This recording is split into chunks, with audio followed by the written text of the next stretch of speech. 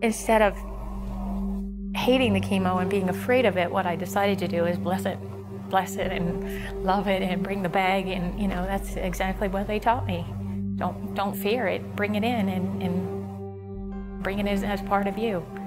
And I still get chemo. I had lost all my hair and that kind of chemo, but that's all done. I'm still on a lesser form of it, but every 3 weeks I go in and I do go to my oncologist, and we're not on the same page, but I feel like I'm here to teach her. She knows a ton of things about cancer I don't know, but I certainly know a lot about healing that she doesn't know.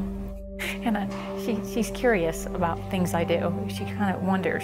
She doesn't agree with it, but I know she's very curious.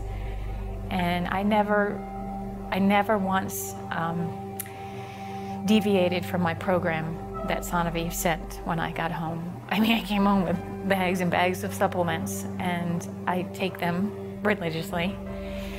The diet that they recommended, I religiously stayed on when I was very, very sick. Now it's more of a challenge, of course, that I'm better and out and about, because before I was just home. So I do the best to stay on that diet as closely as I can.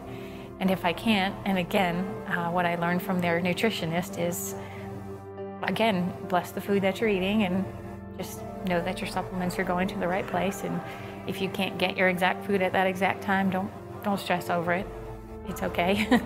Your body gets what it needs, and get back to your good eating when you can. And I just have to incorporate it in my everyday life. I go to soccer games, we travel, I go to football practices, and it's not always you have your organic lettuce with you everywhere you go, but you do the best you can. So I stick to it as closely as I can. It's not perfect. I do get body work at home, craniosacral. I have a lady I go to once a week, and she's been tremendous in my healing. Since then, I found an iridologist who reads your eye and studies your eye, and I called Sanoviv, and they said, oh yes, definitely. And everything that Sanoviv had told me, she told me the same thing. So, and even though Sanoviv can't be there for you, at least they're open to having you find your way, or find people that can help you where you are in your own hometown.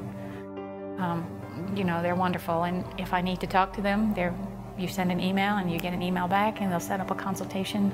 I talked to Dr. Curiel every 3 weeks while I was going through that rough chemo, and I had a few surgeries along the way that were unrelated to the cancer, but just